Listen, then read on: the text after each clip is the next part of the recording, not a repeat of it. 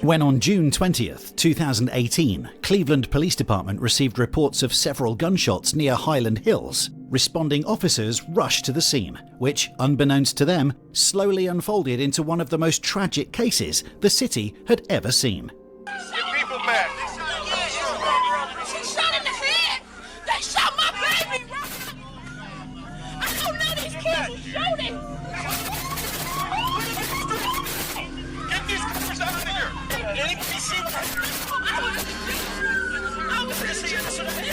I can't get my boy. I can't get my boy. Nobody saw what happened. The victim of the shooting, Sanaya Nicholson, who was tragically only 9 years old, had been shot in the head while sitting in the back of her mother's car. While EMS also arrived on site, the severity of the circumstances left little room for help.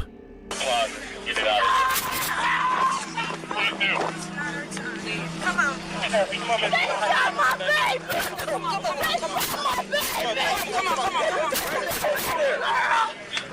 Now get off of me. Sanaya Nicholson was rushed to the hospital.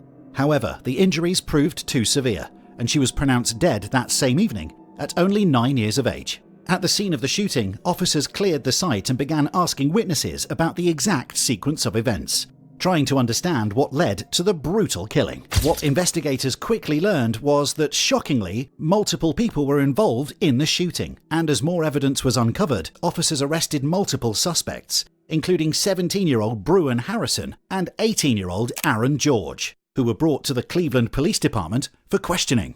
Last week, a 9-year-old girl got killed in our city. And we know that you were involved. We're sort of giving you this opportunity now to sort of come clean, tell us what the motivation was, how you found yourself in that predicament. Me personally, there's no explaining for me, because my intent wasn't, you feel me, like anything that went on. Now, how I find myself, you feel me, wherever, whenever, it's just because, like, on June 20th, what are you doing? what was June 20th? It's a Wednesday. Wednesday. What time? Probably at work. Were you with CJ that day? And then June other 20th? two guys? Yeah. I think so. Okay. Think hard. In a car? I do remember getting in the car.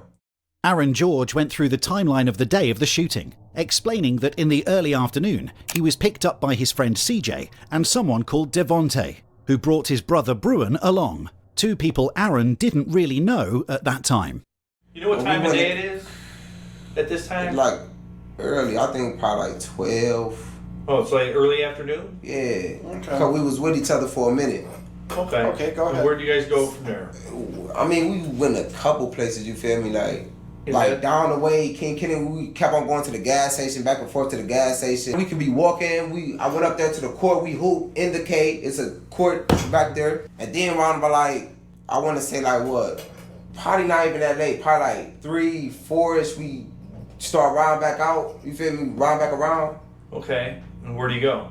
We was trying to go to Lorraine. You feel me? But ain't nobody had no gas money. So long story short, we get to riding around. We rode around and we stopped. Like the car shut off on it. Didn't nobody in the car have no more money. You feel me? We had spent it up on weed and miles and shells and stuff.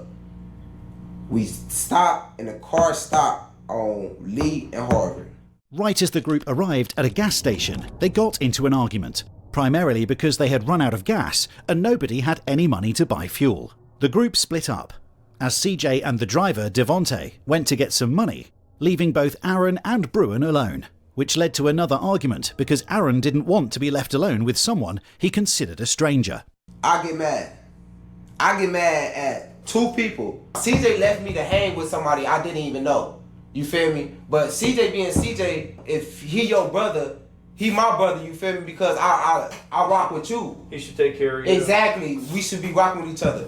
So basically, I'm up there at the gas station, and they just said, like, yeah, we finna go and get some money, you feel me, from around the corner at my sister's house. It was just us two. I'm like, bro, I'm just about to stand up here and beg for change. Us two being, who's the other person? The dude I didn't know. He was like, bro, we could just walk around and do that. I'm like, alright, bet. Aaron and Brewen, who had both become increasingly impatient, started going around the street asking strangers for money to get the car running again. During that time, they coincidentally ran into CJ and Devontae, who had just returned with not only no money for fuel, but also even more trouble. And then out of nowhere, like, they salty. They mad, so I get mad because CJ mad. You feel me? I'm thinking like he just got beat up, you feel me? Is that what he said or what? No, he didn't. He just came back like, bro, you feel me? You feel me? Like he just going off, you feel me? So I'm like, bro, what just happened? Hold on. What just happened? So he talking about, yeah, playing crazy, da. So I'm like, bro, I'm about to call my dad. They said you don't have no phone. I'm like, alright, bet. I'm about to walk with y'all until I find a phone so I can call my dad, and I'm about to leave. They like, bro, you ain't gonna ride with me? What you mean you ain't gonna ride with me? They basically saying like, is you gonna fight with me?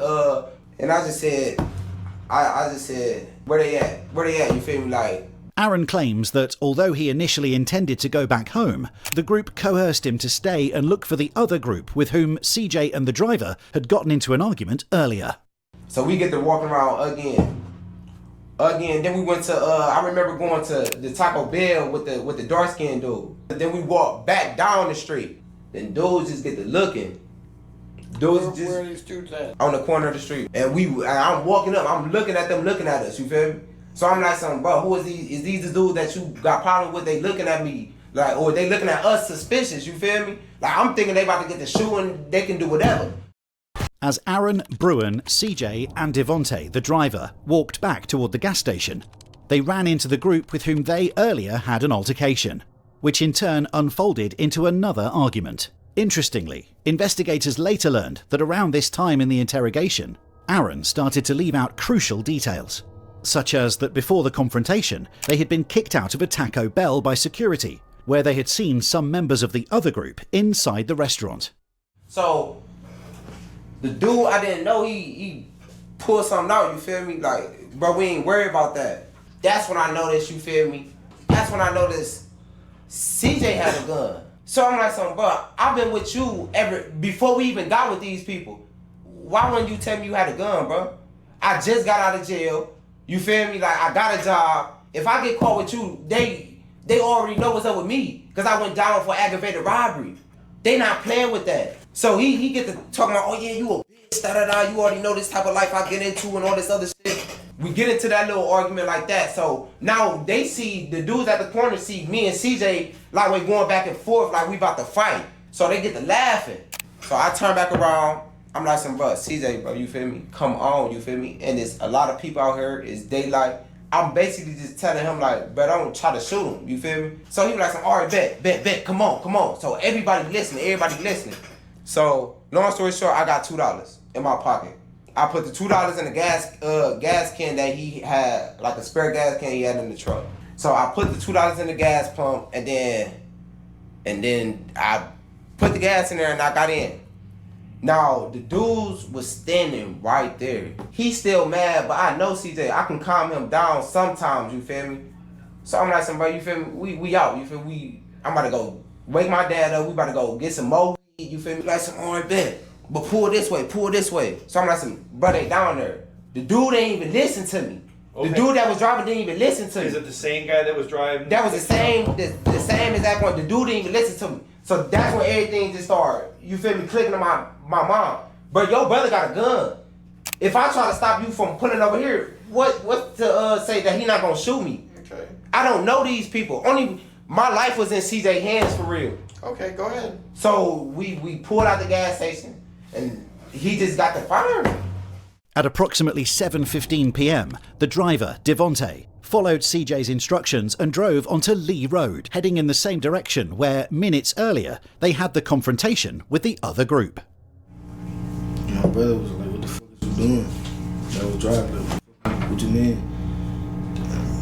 So your brother didn't even know what was going on either? It just happened so fast. Although both Aaron and Brewen claimed that this in itself was an unexpected manoeuvre, investigators concluded that the group directly provoked an escalation by first searching for the other group and, upon finding them, getting into another argument, flashing their weapons and leaving, but only for a moment before eventually seeking revenge.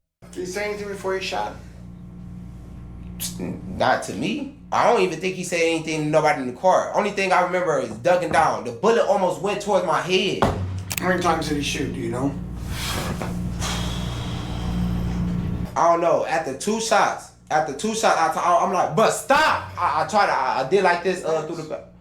My fault. I did like this through the back seat, bro. And that was it. It's like I felt the wind from the shot Coming at you. coming at me, and then when I looked over, the window that got busted out.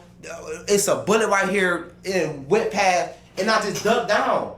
The only time I said something to them after that, I'm like, bro, call my dad, bro. I probably been shot. My adrenaline running. Detectives concluded that although Brewen also carried a weapon, CJ was the only person in the car who fired at the other group. As the car rolled up on them, more than 24 shots were fired between the groups, with one stray bullet hitting a car parked down the street in front of a gym, where 9-year-old Sanaya Nicholson was inside, waiting for her older brother to be picked up from boxing practice by her mother. In the midst of this, the stray bullet tragically struck Sanaya in the head. At just 9 years of age, she lost her life as a result of the unfortunate circumstances. So then after that, what did you guys do? I left. I told them, I'm like, bro, I'm going to Garfield, bro. Drop me off. Okay, so they drop you off. But they don't drop me off at the house. Yeah, they don't drop me off at my house. They drop me off on Wood Hill, 79th. Contrary to Aaron's claims that he was simply dropped off, security camera footage captured the group approximately 15 minutes after the shooting, driving up to Holton Avenue, where they agreed to get rid of the car. Whose idea is it to go to Holton and get rid of the car? CJ. CJ's idea. So all four of you guys, your brother, CJ, you, and this other guy, roll down to Holton. 50 minutes later, they were caught again on camera, arriving on the same street, but this time in a different car, to dispose of more evidence. And then about a 9-year-old girl, bro. You seen it on the news, didn't you? I didn't see nothing. That's why I'm trying to tell you. It's been all over the news, all over the media, social media. I got an Instagram. I never once seen nothing about no 9-year-old girl. Listen, sir. I'm gonna be totally honest with you. I really don't know how to feel right now, man. I know my life could be over with. You could be the last person I'm looking at on the outside. Me knowing what I came here for, I already know what I was gonna have to do. I already knew what I was gonna have to tell y'all. But I already know ain't nobody gonna spare me though. It's just I'm gonna go down as another statistic. A dude that ain't the wrong place, wrong time. You're looking for me to tell you something. No, not about good. the pay. I mean, And it ain't good for you right now. But what you've done has been good. Because That's what I'm saying. we're not changing that charge. That's what you're gonna be charged with. Is that could that charge be changed or amended? They can be. If what you say is true and how things played out. right, that's all I want to know. That could be my last question. Like, Right. even if what I do say is true, like, what you think gonna happen? I could still get life.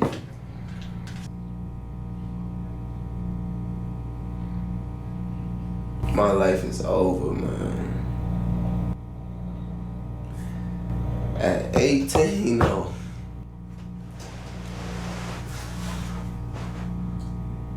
I would rather die, bro. I would rather die than to spend my life in prison. Children shot dead in our city. These horrific tragedies leave us empty. Life seems meaningless to those left behind. 9-year-old Sanaya Nicholson was the latest killed in the backseat of her mother's car. News 5's Amanda Van Allen was there moments after the little girl was killed. She spoke with Sanaya's father last night and today talked with her heartbroken mother. During the court proceedings, all 7 suspects arrested in connection with the shooting were initially indicted on multiple charges, including aggravated murder, attempted murder, felonious assault, and other related counts. Many of those charges were later dropped when it was revealed that the bullet fired by C. Matizia Andrews, or CJ, directly resulted in the death of Sanaya Nicholson. As a result, Aaron, Brewen, and Devontae pleaded guilty to tampering with evidence and are still awaiting sentencing. Dyshawn Bonner, Damaris Perry, and Timothy Green, the individuals from the other group, pleaded guilty to involuntary manslaughter for their involvement in the shooting. They were sentenced to 10 years in prison. Losing years of my life, but I can't give them back to Sanaya. If I could, I would. I'm sorry. Truly sorry. If I can bring her back, I would too. I spent years blaming myself for not dying in the car.